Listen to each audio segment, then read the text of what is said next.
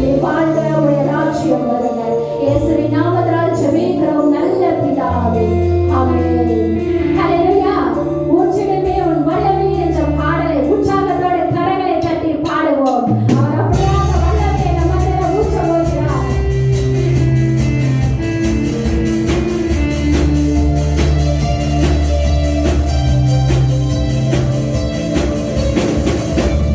ஊற்றிடுமே உன் வல்லமையை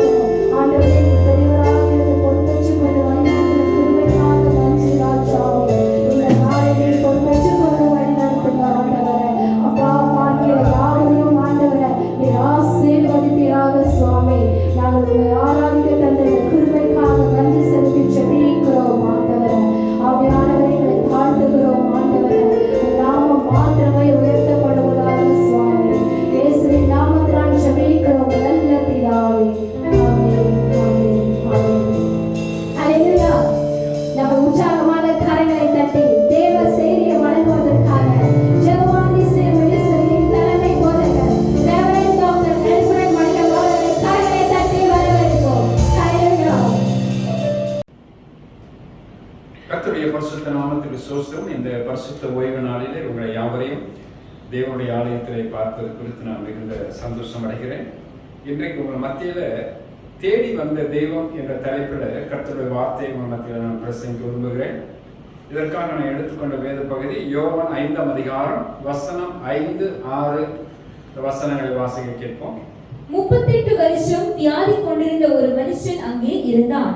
படுத்திருந்த அவனை இயேசு கண்டு அவன் வெகு காலமாய் வியாதியஸ்தன் என்று அறிந்து அவனை நோக்கி சொஸ்தமாக வேண்டும் என்று விரும்புகிறாயா என்று கேட்டார்.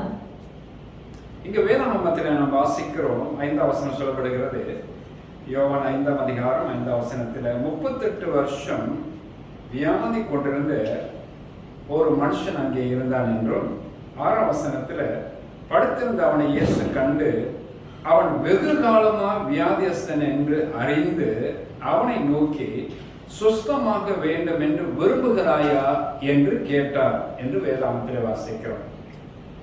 இங்கு இதனுடைய இன்னைக்கு நான் பேசுகிற அந்த பிரசங்கத்தினுடைய தலைப்பானது தேடி வந்த தெய்வம். இந்த வசனத்தினுடைய முக்கிய கருத்தை நான் உங்களுக்கு என்ன சொல்ல விரும்புகிறேன் என்றால் 1 தீமோத்தேயு 1ஆம் அதிகாரம் 15ஆம் வசனத்துல பாவிகளை ரட்சிக்க கிறிஸ்து இயேசு உலகத்திற்கு வந்தார் என்கிற ஒரு வேத வாக்கியத்தை நான் பார்க்கிறேன். பாவிகளை ரட்சிக்க கிறிஸ்து இயேசு உலகத்திற்கு வந்தார். பாருங்கள், உலக மதம் எல்லாம் மனிதன் கடவுளை தேட வேண்டும் என்று போதிக்கிறது. உலக மதம் எல்லாம் பார்த்தீங்கன்னா மனுஷன் தான் கடவுளை தேடி போனோம் அப்படின்னு போதிக்கிறது. ஆனா கிறிஸ்துவத்தை நீங்க வாசித்து பார்க்கும் பொழுது ஆண்டவராக இயேசு கிறிஸ்துவோ மனிதனை தேடி இந்த உலகத்துக்கு வந்தார்.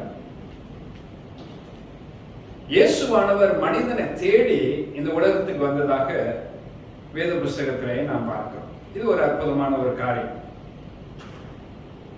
இங்க நம்ம வசனத்தை நாம வாசித்து பார்க்கும் பொழுது யோவான் 5ஆம் அதிகாரம் 5, 6 வசனத்திலே நான் வாசிக்க கேட்டோம்.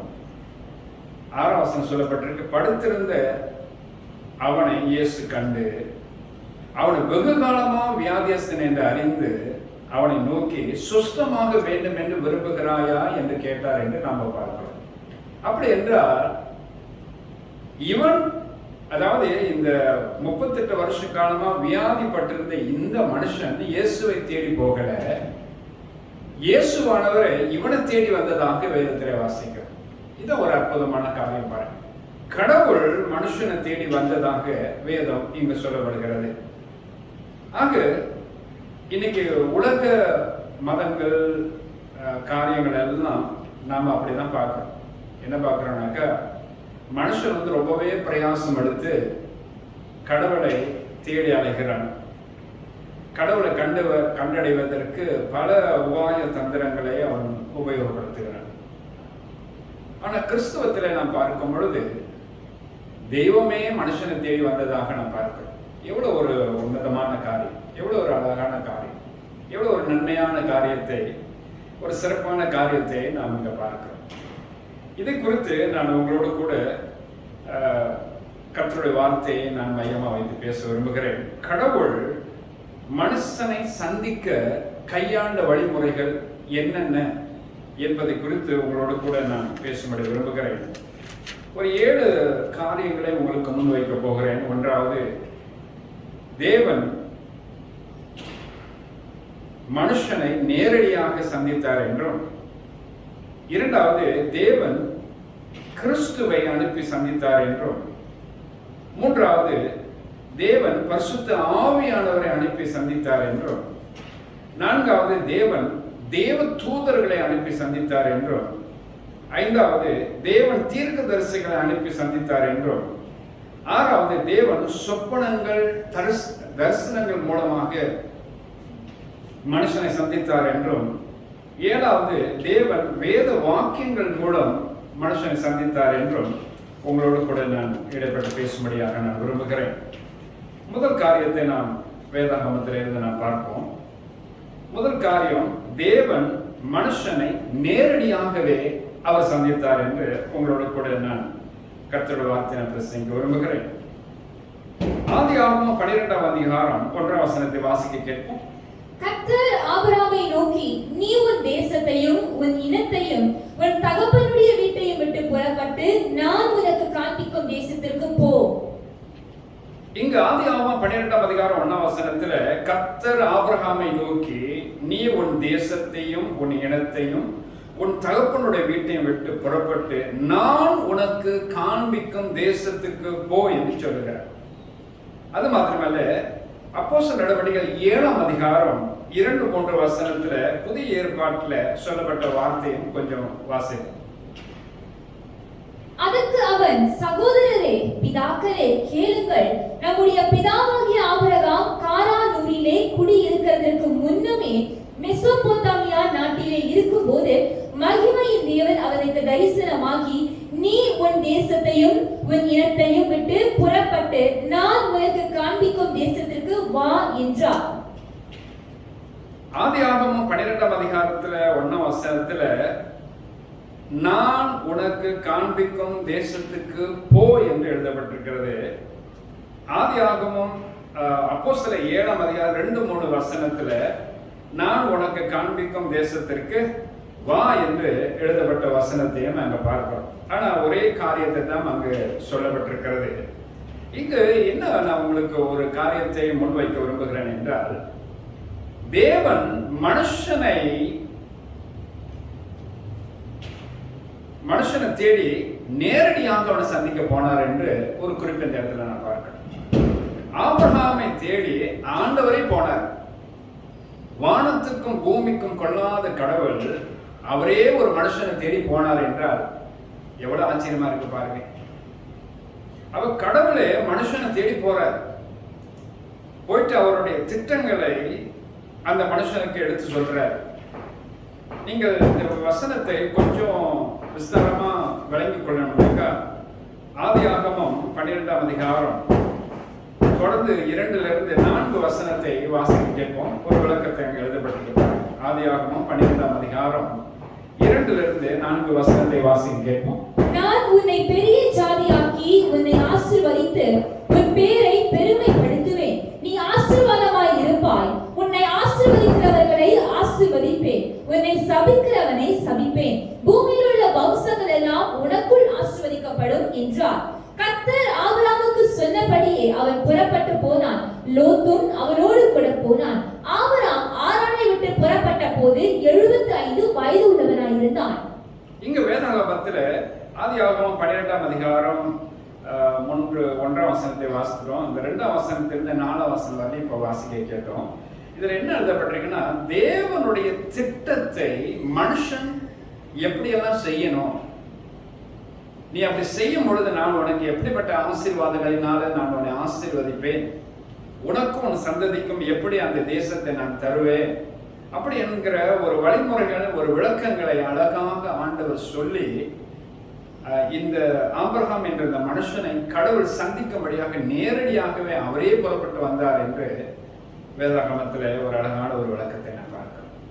இதிலிருந்து நான் ஒரு காரியத்தை நான் உங்களுக்கு சொல்லப்படி விரும்புகிறேன். தேடி வந்த தெய்வமாகிய கடவுள் மனுஷனை நேரடியாக சந்திக்க வந்ததாக நாம் இங்க பார்க்கிறோம். ஒருவேளை நாம இந்த வசன அடிப்படையில நம்மளுடைய வாழ்க்கையில கடவுள் நம்ம தேடி வருவாரா? என் காரியங்கள் இப்படிலாம் இருக்கிறதே அப்படியெல்லாம் சொல்லி ஒருவேளை நீங்கள் ஒரு மனக்குறையாக நீங்கள் எண்ணக்கூடும். ஆனா ஒரு காரியத்தை உங்களை ஊக்கப்படுத்தி உற்சாகப்படுத்தி நான் பேச விரும்புகிறேன். ஆபிரகாமை தேடி வந்த கடவுள் ஏன் உங்களை தேடி வரக்கூடாது? ஆண்டவரே என் காரியங்களை சந்தித்து எனக்கு அடுத்த காரியத்தை செய்யப்பா என்று சொல்லி நீங்கள் ஆண்டவராக தேவனிடத்தில் முறையிட்டு நீங்கள் ஜெபிக்கும் பொழுது கடவுள் ஆபிரகாமை சந்தித்த அதே தெய்வம் நிச்சயமாக உங்களையும் அவர் சந்திப்பார். ஆமென். இரண்டாவது காரியமாக தேவன் இயேசு கிறிஸ்துவை அனுப்பி இந்த உலக மக்களை சந்தித்தார் என்கிற காரியத்தை உங்களோடு கூட நான் பேசும்படி விரும்புகிறேன். யோவான் எழுதின சுவிசேஷம் 3ஆம் அதிகாரம் வசனம் 16, 17 வசனத்தை நாம் வாசிக்க கேட்போம். தேவன் தம்முடைய ஒரே பேரான குமாரனை விசுவாசிக்கிறவன் எவனோ அவன் கெட்டு போகாமல் நித்திய ஜீவனை அடையும்படிக்கு அவரை தந்தருளி இவ்வளவாய் உலகத்தில் அன்பு கூர்ந்தார். உலகத்தை ஆக்கினைக்குள்ளாக தீர்க்கும்படி தேவன் தம்முடைய குமாரனை உலகத்தில் அனுப்பாமல் அவராலே உலகம் ரட்சிக்கப்படுவதற்காகவே அவரை அனுப்பினார். யோவான் 3:16 நாம ரொம்ப அழகா பிதாவாகிய தேவன் குமாரனாகிய கிறிஸ்துவை இந்த உலகத்துல அனுப்பின விதங்களை குறித்து ஒரு காரியத்தை நாம் பார்க்கிறோம். தேவன் தம்முடைய ஒரே பேரான குமாரனை விசுவாசிக்கிற எவனோ அவன் கெட்டு போகாமல் நித்திய ஜீவனை அடையும்படிக்கு அவரை தந்தருளி, இயேசுவானவரை தந்தருளி இவ்வளவாய் உலகத்தில் அன்பு கொண்டார். 17 வசனத்தை நாம் பார்க்கிறோம். அவரை கொண்டு, இயேசுவை கொண்டு இந்த முழு உலகத்தை ரட்சிக்கவே ஆண்டவர் இயேசுவானவரை இந்த பூமியில அனுப்பினார் என்று நாம் பார்க்கிறோம். இந்த பூமி ஆக்கினை தீர்ப்புக்குள்ளாக அனுப்பாதபடிக்கு பூமியில் உள்ள மக்கள் அவரால் ரட்சிக்கப்படுவதற்காக அனுப்பினார் என்கிற ஒரு சத்தியத்தை இதில் நாம் பார்க்கிறோம். தொடர்ந்து 1 தீமோத்தேயு 1:15 வசனத்தை வாசிக்க கேட்போம். பாவிகளை ரட்சிக்க கிறிஸ்து இயேசு உலகத்தில் வந்தார் என்கிற வார்த்தை உண்மையும் எல்லா அங்கீகரிப்புக்கும் பாத்திரமுமானது. அவர்களில் பிரதான பாவி நான். பவுல் இந்த வார்த்தையை எழுதும் பொழுது சொல்றாரு, பாவிகளை ரட்சிக்க கிறிஸ்து இயேசு உலகத்துக்கு வந்தார். இந்த யோவான் 3:16-17 வசனத்தை இணையான ஒரு வசனம் தான் 1 தீமோத்தேயு 1:15. எதற்காக இயேசு கிறிஸ்து பூமிக்கு வந்தார்னா பாவிகளை ரட்சிக்க கிறிஸ்து இயேசு உலகத்துக்கு வந்தார் என்று நான் பார்க்கிறேன். அப்ப இந்த பூமியில் உள்ள மக்கள் எல்லாரையும் பாவங்களையும் நிவர்த்தி செய்கிற கிருபாதர வழியாக இயேசு இந்த பூமியில வந்து உலக மக்களுக்காக தன் ஜீவனையே அவர் பலியாக ஒப்பு கொடுத்தார் என்று நீங்க அறிந்து கொள்ள வேண்டும். பிதாவாகிய தேவனானவர் கிறிஸ்துவை இந்த பூமிக்கு அனுப்பி இந்த உலக மக்களை சந்தித்ததாக இந்த வேத பகுதியை நாம வாசிக்கிறோம். அப்ப மக்களை சந்திக்க ஆண்டவர் தெரிந்து கொண்ட ஒரு நபர் தான் ஆண்டவராகிய இயேசு கிறிஸ்து. இந்த இயேசுவானவர் உலக ரட்சகராக முழு உலக மக்களையும் ரட்சித்து காப்பாற்றவே இந்த பூமிக்கு வந்தார். ஆமென். ஆக நான் முதல் காரியத்தில் அவர் நேரடியாக வந்தார் என்று சொன்னேன். இரண்டாவது, அவருடைய ஒரே பேரான குமாரனாகிய கிறிஸ்துவை இந்த பூமிக்கு அனுப்பி அவர் மூலமாக இந்த முழு உலகத்தை இயேசு பிதாவாகிய தேவன் குமாரனை கொண்டு சந்தித்தார் என்று நாம் அறிந்து கொள்வோம். மூன்றாவது காரியமாக தேவன் பரிசுத்த ஆவியானவரை அனுப்பி இந்த உலக மக்களை சந்தித்தார். தேவன் பரிசுத்த ஆவியானவரை அனுப்பி இந்த உலக மக்களை சந்தித்தார் என்று நான் உங்களுக்கு சொல்லும்படி விரும்புகிறேன். யோவான் எழுதின சுவிசேஷம் 14 வசனத்தை வாசிக்க கேட்போம். John the Gospel chapter 14 verse number 16. நான் பிதாவை வேண்டிக் கொள்ளுவேன், அப்பொழுது என்றென்றைக்கும் உங்களுடனே கூட இருக்கும்படிக்கு சத்திய ஆவியாகிய வேறொரு தேற்றவாளனை அவர் உங்களுக்கு தந்தருளுவார். இங்கு நாம் பார்க்கிறோம், பிதாவினால அனுப்பப்பட்ட பரிசுத்த ஆவியானவர் என்கிற குறிப்பு இந்த இடத்துல எழுதப்பட்டிருக்கிறது.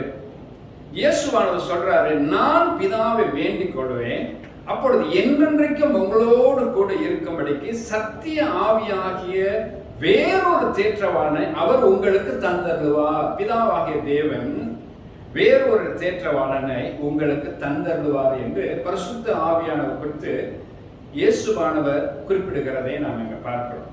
தொடர்ந்து யோவானுக்கு எழுதின சுவிசேஷம் 16 வசனம் 7-8 வாசிப்போம். நான் உங்களுக்கு உண்மையை சொல்லுகிறேன், நான் போகிறது உங்களுக்கு பிரயோஜனமாயிருக்கும்.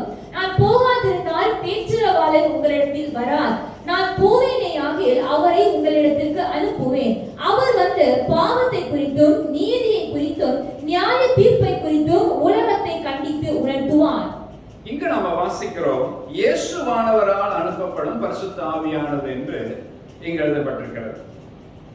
நான் உங்களுக்கு சொல்லுகிறேன், நான் போகிறது உங்களுக்கு பிரயோஜனமாக இருக்கும். நான் போகாத இருந்தால் தேற்றவாளன் உங்களிடத்தில் வரான். நான் போவேனையாகில் அவர் உலகத்தில் நான் போவேனையாகில் அவரை உலகத்திலே நான் அனுப்புவேன் என்று சொல்றேன். அப்ப 2 காரியத்தை இயேசுவானவரும் பரிசுத்த ஆவியானவரை அனுப்புகிறதாக யோவான் 14:16 நம்ம வாசிக்கிறோம். அடுத்தது இயேசுவானவராலும் பரிசுத்த ஆவியானவர் அனுப்பப்படுகிறதாகவும் யோவான் 16ஆம் அதிகாரம் 7-8 வசனங்களை நாம் பார்க்கிறோம். எனக்கு அன்பானவர்களே, ஒரு குறிப்பு அந்த இடத்துல நான் உங்களுக்கு சொல்லும்படி விரும்புகிறேன். தேவன் பரிசுத்த ஆவியானவர் அனுப்பி இந்த உலக மக்களை அவர் சந்திக்கிறார். ஏன் இயேசு கிறிஸ்துவானவர் பரிசுத்த ஆவியான் மூலமா சந்திக்கிறார் என்றால், இயேசு இந்த பூமியில் இருக்கும் பொழுது ஒரு வார்த்தை சொன்னார். நான் பரலோகம் போறது உங்களுக்கு நலமா இருக்கும், நான் போவேனே ஆகிய பரிசுத்த ஆவியாக தேற்றவாரனை நான் உங்களுக்கு தந்தருளவன் என்று சொன்ன குறிப்பை நீங்கள் வாசிக்க கேட்டீர்கள். நான் பிதாவை வேண்டிக் கொள்வேன், அப்பொழுது பரிசுத்த ஆவியானவரை பிதாவாகிய தேவன் உங்களுக்கு தந்தருள்வார் என்ற குறிப்பும் நாங்கள் வாசித்தோம். இந்த பரிசுத்த ஆவியானவர் இயேசுவானவர் எப்படி இந்த பூமியில நம்மோடு கூட இருந்தாரோ அப்படியாகவே பரிசுத்த ஆவியானவரும் இந்த கடைசி காலத்துல நம்மளோட கூட இருப்பதாக இயேசு கிறிஸ்து சொன்ன வாக்கியங்களை நாம் பார்க்கிறோம். இன்றைய நாட்களிலே இந்த பூமியிலே பரிசுத்த ஆவியானவர் கிரியை செய்கிற விதங்களை நீங்கள் சற்று கவனித்து பாருங்கள். பரிசுத்த ஆவியானவர் பரிசுத்தமுள்ள தேவன் இந்த பூமியில் இருக்கிற மனவாட்டியாக திருச்சபையை பரிசுத்த ஆவியானவர் பரிசுத்தப்படுத்திக் கொண்டிருக்கிறார். அது மாத்திரமல்ல, சபை வளர்ச்சிக்கு அடுத்த காரியத்தையும் இந்த பரிசுத்த ஆவியானவரை செய்கிறார். மக்களை கூட்டி சேர்ப்பதும் அவர்களை பரிசுத்தப்படுத்துவதும் அவர்களை ஆயத்தப்படுத்தி பரலோக ராஜ்யத்திற்கு அனுப்புகிற காரியத்தையும் இந்த பரிசுத்த ஆவியானவரை இன்றைக்கும் செய்து கொண்டு வருகிறார். ஆகவே இந்த குறிப்பிலிருந்து நாம் என்ன புரிஞ்சு கொள்றோம் என்றால், தேவன் பரிசுத்த ஆவியானவரை அனுப்பி இந்த உலக மக்களாகிய நம்மை அவர் சந்தித்தார் என்று. நான்காவது காரியமாக, தேவ தூதர்களை அனுப்பி இந்த பூமியில் உள்ள மக்களை கடவுள் சந்தித்ததாக நான் உங்களோடு கூட நான் பேசும்படி விரும்புகிறேன். எபிரேயர் 1ஆம் அதிகாரம் 14ஆம் வசனத்தை வாசிக்க கேட்போம். ரட்சிப்பை சுதந்திரிக்க போகிறவர்களின் நிமித்தமாக ஊழியம் செய்யும்படிக்கு அவர்கள் எல்லாரும் அனுப்பப்படும் பணிவிடை ஆவிகளாய் இருக்கிறார்கள் அல்லவா. இங்கு மனிதனுக்கும் தேவ தூதருக்கும் உள்ள ஒரு தொடர்பை நாம் இங்க பார்க்கிறோம். இந்த தொடர்பை ஏற்படுத்தினவர் தேவன். பிதாவாகிய தேவன் பரிசுத்த தேவ தூதர்கள் மூலமாக தேவ ஜனங்களை தேவனை சந்திக்கிறார். ரட்சிப்பை சுதந்திரிக்க போகிற நிமித்தம் என்று வேதாகமத்தில் வாசிக்கிறோம். ரட்சிப்பை சுதந்திரிக்க போகிற நிமித்தம் இவர்களெல்லாம் அனுப்பப்படுகிற பணிவிடை ஆவிகள் என்று எழுதப்பட்டிருக்க. அப்படி என்றால் இந்த பூமியில் உள்ள தேவனை அறிந்து கொண்ட மனிதர்களுக்கு இவர்கள் பணிவிடை செய்கிற ஆவிகள் ஆகிய பரிசுத்த தேவ தூதர்கள் என்று நாம் அறிந்து கொள்கிறோம். தொடர்ந்து மத்தேயு 18ஆம் அதிகாரம் 10ஆம் வசனத்தை வாசிக்க கேட்போம். இந்த சிறியரில் ஒருவனையும் அற்பமாய் எண்ணாதபடிக்கு எச்சரிக்கையாயிருங்கள். அவர்களுக்குரிய தேவதூதர்கள் பரலோகத்திலே என் பரமபிதாவின் சமூகத்தை எப்போதும் தரிசிக்கிறார்கள் என்று உங்களுக்கு சொல்லுகிறேன். அவர்களுக்குரிய தேவதூதர்கள் பரலோக ராஜ்யத்தில் பரமபிதாவின் சமூகத்தில் எப்பொழுதும் தரிசிக்கிறார்கள் என்று உங்களுக்கு நான் சொல்கிறேன்.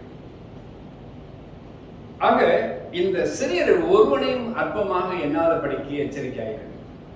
காரணம் என்ன? அவர்களுக்குரிய தேவ தூதர்கள். நீங்கள் ரட்சிக்கப்பட்ட பிற்பாடு ஆண்டவர் உங்களை கண்காணிக்கும்படியாக, உங்களை நடத்தும்படியாக, உங்களுக்கு பாதுகாவலாக இருக்கும்படியாக தேவ தூதர்களுக்கு கட்டளையிட்டு இருக்கிறார் என்று வேதத்தில் நாம் வாசிக்கிறோம்.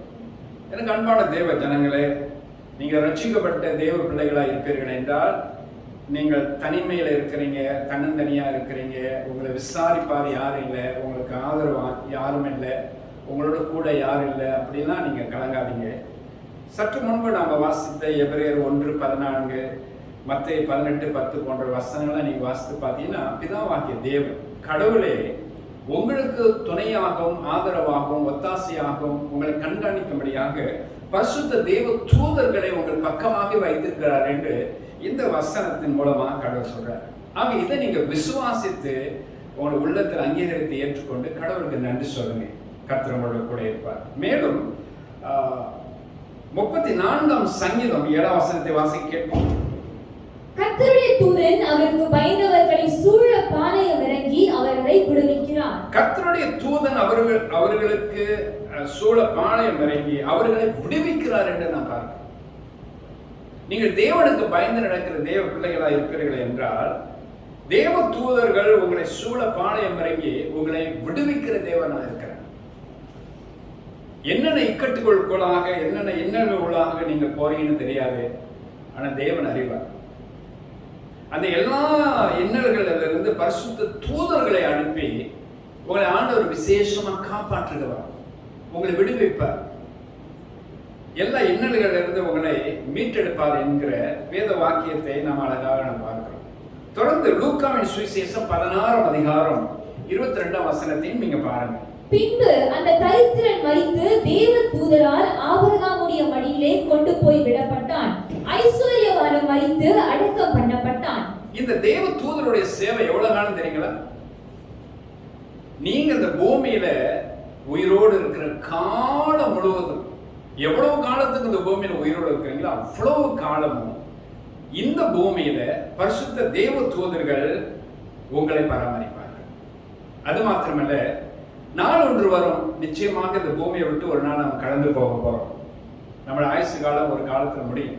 அப்படி முடியும் பொழுது நான் இந்த மண்ணான இந்த சரீரம் சடலமாக இந்த பூமியில கிடக்கும். இந்த சரீரத்திலிருந்து வெளிப்படுகிற அதாவது உள்ளான மனுஷன், பரிசுத்த மனுஷன் அவன் எழும்பி நிற்பான் தேவனுடைய ராஜ்யத்துக்கு போறதுக்கு. அந்த நேரத்தில் தேவ தூதர்களை இறங்கி வந்து அந்த சரீரத்தை பரலோக ராஜ்யத்துக்கு அழைத்து கொண்டு போவார்கள் என்கிற ஒரு பகுதி தான் லூக்கா 16ஆம் அதிகாரம் 22ஆம் வசனம் ரொம்ப அழகாக சித்தரித்து எழுதப்பட்டிருக்கிறது. ஆகவே எனக்கு அன்புக்குரியவர்களே, நீங்கள் மரிக்கிற காலகட்டம் வரலையும் இந்த பரிசுத்த தெய்வ தூதர் உங்களோடு கூட இருப்பார்கள். நீங்கள் இந்த பூமியை விட்டு கடந்து போகும் பொழுது இந்த பரிசுத்த தெய்வ தூதர்கள் உங்களை பரலோக ராஜ்யத்திற்கு, பிதாவுடைய சமூகத்தில் தேவ ராஜ்யத்துக்கு உங்களை அழைத்து கொண்டு போவார்கள் என்று ரொம்ப அழகான வசனங்கள் மூலமாக ஆண்டவர் நம்மை தேற்றுகிறார். ஆகவே தேவனானவர் தேவ தூதர்களை அனுப்பி இந்த உலகத்தில் இருக்கிற மனுமக்களை சந்திக்கிறார் என்று நாம் அறிந்து கொள்கிறோம். 5வது காரியமாக தேவன் தீர்க்கதரிசிகளை அனுப்பி இந்த உலகத்தில் இருக்கிற மனுஷர்களை அவர் சந்திக்கிறார். எப்படி என்று வேதத்திலிருந்து வாசிப்போம். 2 சாமுவேலின் புஸ்தகம் 12ஆம் அதிகாரம் வசனம் 13-14 வாசிக்க கேட்போம். அப்பொழுது தாவீது நாத்தானிடத்தில், நான் கர்த்தருக்கு விரோதமாய் பாவம் செய்தேன் என்றான். நாத்தான் தாவீதை நோக்கி, நீ சாகாதபடிக்கு கர்த்தர் உன் பாவம் நீங்க செய்தார். ஆனாலும் இந்த காரியத்தினாலே கர்த்தருடைய சத்துருக்கள் தூஷிக்க நீ காரணமாய் இருந்தபடியினால் உனக்கு பிறந்த பிள்ளை நிச்சயமாய் சாகும் என்று சொல்லி நாத்தான் தன் வீட்டுக்கு போய்விட்டான். இங்கு நம்ம ஆண்டவராகிய தேவன் தாவீதை சந்தித்து அவனுடைய குற்றத்தை உணர்த்தி அவனை நல்வழிப்படுத்துறதுக்கு ஒரு காரியத்தை செய்தார். அதுக்கு தீர்க்கதரிசி ஆண்டவர் தேர்ந்தெடுத்தார். அந்த தீர்க்கதரிசியின் பேர் நாத்தான். ஆண்டவர் அந்த நாத்தான் என்ற தீர்க்கதரிசியை தெரிந்து கொண்டு நேராக தாவீதின் இடத்துக்கு அனுப்புகிறார். அவன் தாவீதின் இடத்தில் அனுப்பப்பட்ட இந்த நாத்தான் தீர்க்கதரிசியாகிய அந்த நாத்தான் மூலமாக தாவீதுக்கு அவன் செய்த பாவத்தை, குற்றத்தை உணர்த்தினதாக வேதத்தை வாசிக்கும். நீங்க வேதாகமத்தை, இந்த வேத பகுதியை நீங்க ஆழ்ந்து கவனித்து படிச்சு பார்த்தீங்கன்னா இதுக்கு முந்தியுள்ள அதிகாரம் எல்லாம் என்ன சொல்லப்பட்டிருக்குன்னா, பத்சபால் என்றப்பட்ட ஒரு பெண்ணோடு விபச்சார பாவத்துல தாவீது ஈடுபட்டான். 2வது என்ன செஞ்சானாக்கா, அந்த பெண்ணுடைய, அவன் எந்த பெண்ணோட பாவத்துக்கு உட்பட்டான அந்த பெண்ணுடைய கணவரை ஆள் வைத்து கொலை செய்து அவனை கொல்லப்பட்டான். ஒரு பயங்கரமான குற்றம் அல்லவா அது? புருஷனையும் கொண்டுட்டான், மனைவியும், அவனுடைய மனைவியும் கெடுத்து போட்டான். இந்த காரியம் ஆண்டவருடைய பார்வைக்கு ரொம்பவே பொல்லாத ஒரு பாவமாக இருந்தது. ஆனா இது யாருக்கும் தெரியாம நடந்தது போல தாவீது நினைத்து கொண்டு தன்னை சுதாரித்துக் கொண்டார். ஆனா ஆண்டவர் எல்லாவற்றையும் அவர் பார்த்துக்கிட்டு இருக்கிற தேவன் அல்லவா? ஆகவே அவன் குற்றத்தை உணர்த்தும்படியாக தீர்க்கதரிசி அனுப்புறார். யார் இந்த தீர்க்கதரிசி? அவன் தேவ சமூகத்தில் காத்திருந்து தேவ வார்த்தையை பெற்றுக்கொண்டு கடவுளோட வார்த்தையை மனுஷனிடத்தில் பேசுறவன் தான் தீர்க்கதரிசி. அப்ப ஆண்டவர் இந்த தீர்க்கதரிசியை தெரிந்து கொண்டு இவன் மூலமா நீ போயிட்டு இந்த தாவீதுக்கு இந்த குற்றத்தை உணர்த்து, இப்படிப்பட்ட பாவத்தை அவன் செய்து போனானே என்று சொல்லுகிற பகுதி தான் இந்த 2 சாமுவேல் 12ஆம் அதிகாரம் 13-14 வாசனம். அப்பொழுது இந்த 14 வசனத்தை நீங்க வாசித்து பார்த்தீங்கன்னா அந்த பிள்ளை சாகும் என்கிற ஒரு வார்த்தை சொல்லப்பட்டது. இப்ப பத்சபால் கற்பம் தரித்து ஒரு குழந்தை பெறக்கூடிய சூழ்நிலையில் இருக்கிறார். ஆனா 14 வசனத்துல 12ஆம் அதிகாரம் 2 சாமுவேல் 12-14 ஆண்டவர்கிட்ட வந்த வார்த்தை என்ன, நிச்சயமா அந்த பிள்ளை சாகும் என்கிற வார்த்தையை கடவுளே சொல்றார். அப்படின்னா இந்த பிள்ளையானது பாவத்துல கற்பம் தரித்து பிறந்த பிள்ளை, ஆக நிச்சயமா இது சாகும். அது மாத்திரமல்ல, இது ஒரு பயங்கரமான ஒரு கொலை பாதகத்துக்கு உடந்தையா இருந்த காரியத்தின் அடிப்படையில் பிறக்க போற ஒரு பிள்ளை. அப்ப நிச்சயமா இது சாகும் என்று ஆண்டவர் சொல்றார். காரணம் என்னவென்றால் தாவீதை தண்டித்து அவனை திருத்தவே கர்த்தர் இந்த காரியத்தை செய்ததாக நீங்க வேதத்தை நீங்க வாசிக்கலாம். எபிரேயர் 1ஆம் அதிகாரம் 1ஆம் வசனத்தை நான் வாசிக்க கேட்போம். எபிரேயர் 1ஆம் அதிகாரம் 1ஆம் வசனம். பூர்வ காலங்களில் பங்கு பங்காகவும் வகை வகையாகவும் தீர்க்கதரிசிகள் மூலமாய் பிதாக்களுக்கு திருவுளம் பற்றின தேவன். தொடர்ந்து வாசிங்க. இந்த கடைசி நாட்களில் குமாரன் மூலமாய் நமக்கு திருவுளம் பற்றினார். இவரை சர்வத்துக்கும் சுதந்திரவாளியாக நியமித்தார். இவரை கொண்டு உலகங்களையும் உண்டாக்கினார். நன்றாக கவனித்து பாருங்கள். இந்த தெய்வமாகிய ஆண்டவர் அக்காலங்களிலே பூர்வ காலம் என்கிற அந்த கடந்த காலங்களை குறித்து சொல்லப்பட்டிருக்கிறது. ஆதி காலங்களிலே முற்பிதாக்களுக்கு தீர்க்கதரிசி மூலமாகவே கர்த்தர் காரியங்களை வெளிப்படுத்தினார்.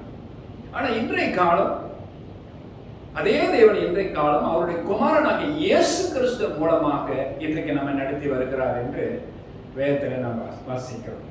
ஆமென், ஹல்லேலூயா. இயேசுவானவரும் தீர்க்கதரிசிகள் ஒருவர் என்று நாம் பார்க்கிறோம். இவரும் தீர்க்கதரிசி என்று வேதத்தில் குறிக்கப்பட்ட வசனங்களும் உண்டு. அவர் பிரதான ஆசாரியன் மாத்திரமல்ல, அவர் தீர்க்கதரிசியும் கூட. ஆமென். 6வது காரியமாக தேவன் சொப்பனங்கள் தரிசனம் மூலமாக இந்த பூமியில் உள்ள மனுஷரை அவர் சந்திக்கிறார் என்று உங்களோட கூட நான் அடுத்த ஒரு காரியத்தை நான் சொல்ல போகிறேன். தானியேலின் புஸ்தகம் 2ஆம் அதிகாரம் 28ஆம் வசனத்தை நாம் வாசிக்க கேட்போம். மறைபொருள்களை வெளிப்படுத்துகிற பரலோகத்தில் இருக்கிற தேவன் கடைசி நாட்களில் சம்பவிப்பதை ராஜாவாகிய நேபுகாத்நேச்சாருக்கு தெரிவித்திருக்கிறார். உம்முடைய சொப்பனமும் உமது படுக்கை மேல் உம்முடைய தலையில் உண்டான தரிசனங்களும் என்னவென்றால். இங்கு நாம் பார்க்கிறோம், சொப்பனங்கள் தரிசனங்கள் மூலமாக கடவுள் மனுஷனை சந்திக்கிற ஒரு பகுதியை நான் உங்களுக்கு வழக்கமாக சொல்ல விரும்புகிறேன். இங்க தானியேல் 2ஆம் அதிகாரம் 28ஆம் வசனத்துல தானியேல் நேபுகாத்நேச்சர் இடத்துல சென்று, அப்படியே நேபுகாத்நேச்சர் ஆகிய அந்த ராஜா இடத்துல சொல்றாரு, ஆண்டவர் உனக்கு ஒரு சொப்பனத்தை கொடுத்தாரு, அந்த சொப்பனத்துக்கான விளக்கத்தை நான் உனக்கு சொல்ல போகிறேன் என்று சொன்னதாக இங்க எழுதப்பட்டிருக்கிறது.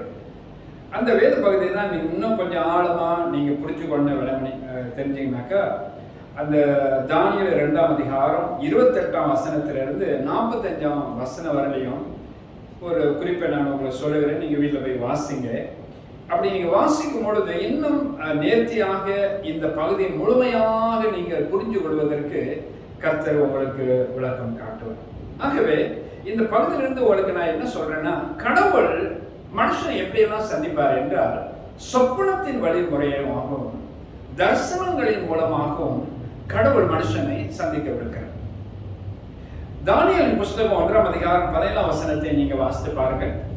இந்த 4 வாலிபருக்கும் தேவன் சகல எழுத்திலும் ஞானத்திலும் அறிவையும் சாமர்த்தியத்தையும் கொடுத்தார்.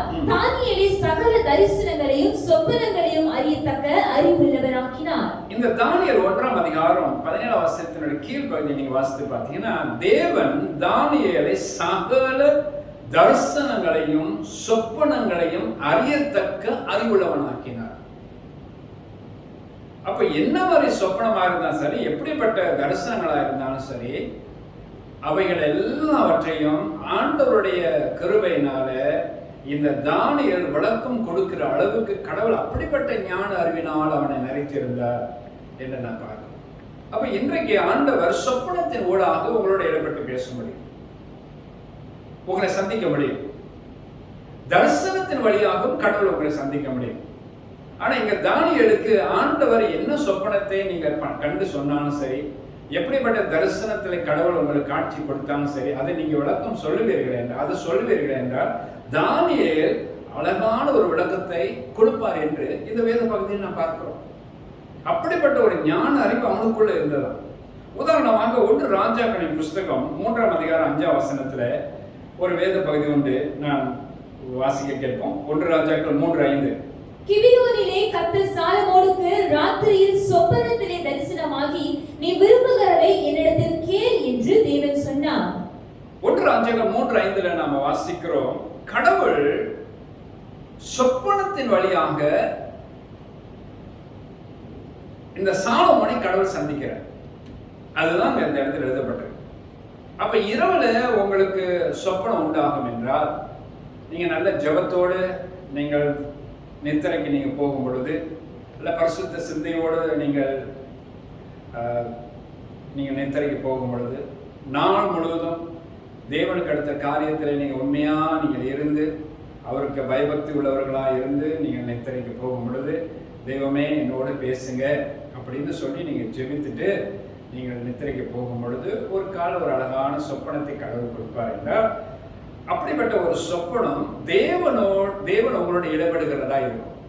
அப்படிதான் இந்த சொப்பனத்தை இந்த இடத்துல பார்க்கிறோம். 1 ராஜாக்கள் 3ஆம் அதிகாரம் 5ஆம் வசனத்தை இந்த இடத்துல நீங்க பார்த்தீங்கன்னா, சாலமோன் அந்த காலங்களில் சிறு வயதுல ராஜபாரியத்தை அவன் எடுக்கிறான்.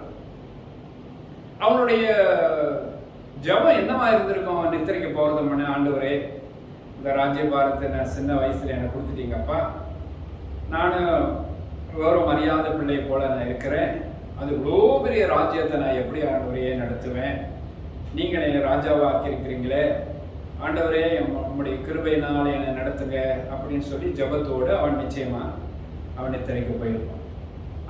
அவனுடைய ஜபத்தை கேட்ட கடவுள் அந்த ராத்திரியில் அவன்கிட்ட வராரு. அதுதான் இந்த பகுதி 1 ராஜாக்கள் 3ஆம் அதிகாரம் 5ஆம் வசனத்தில். கிபியோனிலே கர்த்தர் சாலமோனுக்கு ராத்திரியில் சொப்பனத்திலே தரிசனமாகி, நீ விரும்புகிறதை என்னிடத்தில் கேள் என்று தேவன் சொன்னதாக வேதாகமத்தில் வாசிக்கிறோம். அந்த பகுதியெல்லாம் நீங்க தொடர்ந்து வாசிட்டே போங்களேன். அது என்ன எழுதப்பட்டிருக்குனாக்கா, அவன் என்ன சொல்றான்? ஆண்டவரே நான் சிறு வயதா இருக்கிறேன், கௌரவம் அறியாம இருக்கிறேன், இவ்வளோ பெரிய ராஜ்யம் ஆண்டவரே, அது எப்படி நடத்துறேன் எனக்கு தெரியல, எனக்கு ஞான அறிவை கொடுங்க ஆண்டவரே அப்படின்னு அந்த சொப்பனத்துல ஆண்டவரோடு பேசுறேன். அப்ப ஆண்டவர் பதில் சொல்றாரு, நீ ஐஸ்வர்யத்தை கேட்கல, உன்னோட விரோதிகளுடைய ஜீவனை கேட்கல, நீ பொண்ணும் பொருளும் கூட கேட்கலப்பா, ஆனாலும் என் மக்களை நடத்துறதுக்கு எனக்கு ஞானத்தை தாங்கன்னு நீ கேட்டதுனால நீ கேளாத ஐஸ்வர்யத்தை நான் அவனுக்கு சேர்த்து கொடுக்குறேன்னு சொல்லி அவன் அப்படிதான் ஆண்டவர் ஆசீர்வதிச்சார். எனக்கு அன்பானவர்களே, கடவுள் தரிசனத்தின் மூலமா சொப்பனத்தின் மூலமா நிச்சயமா உங்களோட பேச முடியும். நீங்க நல்ல ஜெபத்தோடு கர்த்தரோட பிள்ளைகளாக தேவ சமூகத்தில் நீங்க காத்திருந்து நல்ல ஜெபம் பண்ணிட்டு நீங்க நித்திரைக்கு போங்க. அடுத்தது நாள் முழுவதும் நீங்க கர்த்தருக்கு அடுத்த காரியத்தில் இருக்க பாருங்க. அவருடைய நினைவாக, அவருடைய சிந்தையாக, அவருடைய ஊழியமாக இருக்க பாருங்க. இந்த உலகத்தில் நிறைய வேலை உங்களுக்கு இருக்கதான் செய்யுது. உங்களுடைய ஜீவனுக்கு என்று நீங்க வேலை செஞ்சுதான் ஆகணும். ஆனா அந்த நேரம் போக மற்ற நேரம் எல்லாம் ஆண்டவரோட பணியில ஈடுபட்டு செய்யறதுக்கு உங்களுடைய நேரத்தை ஒப்பு கொடுங்க. அப்படிப்பட்ட நீங்க நிலையில இருக்கும் பொழுது உங்களுக்கு தரிசனம் வரும் என்றாலும் சொப்பனங்கள் வரும் என்றாலும் ஆண்டவர் அதன் வழியாக உங்களோட பேசுவதற்கு ஒரு வாய்ப்பு. ஆமென். கர்த்தரோட ஆசீர்வதிப்பாராக. தொடர்ந்து இன்னொரு விளக்கத்தையும் வேதத்திலிருந்து உங்களுக்கு நான் காட்ட விரும்புகிறேன். அப்போஸ்தலர் நடவடிக்கைகள் 18ஆம் அதிகாரம் 9-10 வசனத்தை வாசிக்க கேட்போம். ராத்திரியிலே கர்த்தர் பவுலுக்கு தரிசனமாகி, நீ பயப்படாமல் பேசு, மௌனமாயிராதே, நான் உன்னோடு கூட இருக்கிறேன், உனக்கு தீங்கு செய்யும்படி ஒருவனும் உன்மேல் கை போடுவதில்லை, இந்த பட்டணத்தில் எனக்கு அநேக ஜனங்கள் உண்டு என்றார். சரி, இங்கு ஒரு அழகான இன்னொரு காரியத்தை நான் பார்க்கிறோம். பவுல் எப்பொழுதும் ஆத்ம பாரமுடைய ஒரு மனுஷன். நீங்கள் ரோமர் 10ஆம் அதிகாரம் 1ஆம் வசனத்தை வாசித்து பார்த்தீங்கன்னா, சகோதரரே, இஸ்ரவேல் ரட்சிக்க வேண்டும் என்பது என் இருதயத்தின் விருப்பமும் நான் தேவனை நோக்கி செய்யும் என் விண்ணப்பமாக இருக்கிறது என்று அவர் சொன்னதாக நான் பார்க்கிறேன். தொடர்ந்து அப்போஸ்தலர் நடவடிக்கைகளில் சில இடங்களை நீங்கள் வாசித்து பாருங்க. அவர் கண்ணீரோடு அவர் ஜெபிக்கிற மனுஷனா இருந்தார் என்றுதான் வேதாகமத்தில் வாசிக்கிறோம். ஒருவேளை அந்த குறிப்பிட்ட இரவு அந்த பட்டணத்தில் அவர் இருக்கிற பொழுது அவர் ஜெபத்தோடு ஆண்டு சமூகத்தில் அவர் நித்திரைக்கு போயிருக்கக்கூடும். இவ்வளோ திரளான மக்கள் அப்ப அந்த பட்டணத்தில், இவங்கெல்லாம் ரட்சிக்கப்படணுமே ஆண்டவரே. ஆனால் அதே நேரத்தில் என்னோட பிரசங்கத்துக்கு என்னுடைய ஊழியத்துக்கு எதிர்ப்பாக வருகிற ஒரு கூட்ட மக்கள் இருக்கிறாங்களா ஆண்டவர், எப்படி இந்த ஊழியத்தை நான் செய்ய போறேன் அப்படின்னு சொல்லி அப்படிப்பட்ட ஜப நிலையில அவர் அன்னைக்கு நித்திரைக்கு போயிருப்பார். கர்த்தர் அந்த ஜபத்தை அவர் கேட்டு கடவுளே இறங்கி வராரு பாருங்க. அவன் சொப்பனத்தை ஆண்டவரே இறங்கி வர வந்து அவனோட பேசுறாரு. என்ன சொல்றாரு பாருங்க, ராத்திரியிலே கர்த்தர் பவுலுக்கு தரிசனமாகி நீ பயப்படாமல் பேசு, மௌனமா இராதேன்னு சொல்றாரு. 10ஆம் வசனம் சொல்றாரு, நான் உன்னுடனே இருக்கிறேன்னுங்கிறார். பாருங்க எவ்வளவு உற்சாகமான ஒரு வார்த்தை. நான் உன்னுடனே இருக்கிறேன், உனக்கு தீங்கு செய்வார் ஒருவனும் உன்மேல் கை போடுவதில்லை. தீங்கு செய்யும்படி ஒருவனும் உன்மேல் கை போடுவதில்லை. இந்த பட்டத்தில் எனக்கு அநேக ஜனங்கள் உண்டுன்னு சொல்றார். இது எவ்வளவு ஒரு சந்தோஷமான ஒரு வார்த்தை. இப்ப பவுல் வந்து மறுநாள் அவர் பிரசங்கம் பண்ணுவார்னா எப்படி பிரசங்கம் பண்ணுவார்? எவ்வளவு தைரியமா பேசியிருப்பார், எவ்வளவு உற்சாகமா பேசியிருப்பார், எவ்வளவு சந்தோஷமாக பேசியிருப்பார் பாருங்கள். ஆக இதுல இருந்து நாம் ஒரு குறிப்பை என்ன நம்ம புரிஞ்சு சொல்றோம்னாக்கா, கடவுள் நீங்க தேவனுடைய ஊழியக்காரராக இருக்கலாம் அல்லது விசுவாசிகளா இருக்கலாம், யாரா இருந்தாலும் சரி, உங்களை தரிசனத்தின் வழியாகவும் சொப்பனங்களின் மூலமாகவும் கடவுள் உங்களோட பேச விரும்புகிறார். நீங்க அவருக்கு இடம் கொடுத்தீங்கன்னா நிச்சயமா பேசுவார். உங்களோட ஊழியத்தை குறித்து உங்கள்கிட்ட பேசுவார். உங்க ஊழியம் செய்கிற வழிமுறைமை குறித்து பேசுவார். அந்த ஊழியம் இன்னும் சிறப்பா எப்படி செய்யலாம், எங்க போய் ஆத்மாக்களை பார்க்கலாம், சபை வளர்ச்சிக்கு ஏதுவான காரியத்தை என்னென்ன செய்யலாம், எல்லாவற்றையும் கர்த்தர் உங்களோட பேசுவார். ஏன்னா ஊழியம் அவருடையது. அவர் நம்முடைய எஜமானன், நாம் எல்லாம் அவருடைய பிள்ளைகள், நாம் எல்லாம் அவருடைய வேலைக்காரர்கள். அவர் சொல்றதை நாம் செய்யணும். ஆக நாம் தேவ சமூகத்தில் காத்திருந்து நாம் ஜெபிக்கும் பொழுது கர்த்தர் மெய்யாகவே நம்மளை இந்த சொப்பனத்தின் வழியாகவும் தரிசனத்தின் மூலமாகவும் கர்த்தர் திட்டமாக நம்மை நடத்துவார். ஆமென். கர்த்தரோடு கூட இருப்பாராக. இறுதியாக 7வது ஒரு காரியத்தை நான் சொல்லி நான் முடிக்க விரும்புகிறேன். தேவன் வேத வாக்கியங்கள் மூலமாக நம்மை சந்திக்க வருகிறார். வாசிப்போமா? 2 தீமோத்தேயு 3ஆம் அதிகாரம் 16-17 வசனத்தை நாம் பார்ப்போம். வேத வாக்கியங்கள் எல்லாம் தேவ ஆவியினால் அருளப்பட்டிருக்கிறது. தேவனுடைய மனுஷன் தேறினவனாகவும் எந்த நற்கிரியையும் செய்ய தகுதி உள்ளவனாகவும் இருக்கும்படியாக அவைகள் உபதேசத்துக்கும் கடிந்து கொள்ளுதலுக்கும் சீர்திருத்தலுக்கும் நீதியை படிப்பிப்பதற்கும் பிரயோஜனம் உள்ளவைகளாய் இருக்கிறது. இங்க 2 தீமோத்தேயு 3ஆம் அதிகாரம் 16-17 வசனத்தை பாருங்க. வேத வாக்கியங்கள் தேவ ஆவியினால் அருளப்பட்டிருக்கிறது. பரலோகத்திலிருந்து ஆண்டவர் தேவ தூதர்கள் வழியாக நாம கையில வச்சிருக்கிற வேத புஸ்தகங்கள் நமக்கு கிடைக்கப்பட்டிருக்கிறது. இதெல்லாம் மனுஷனுடைய சொந்த ஞானத்தினாலோ அறிவினாலோ எழுதப்பட்டதல்ல.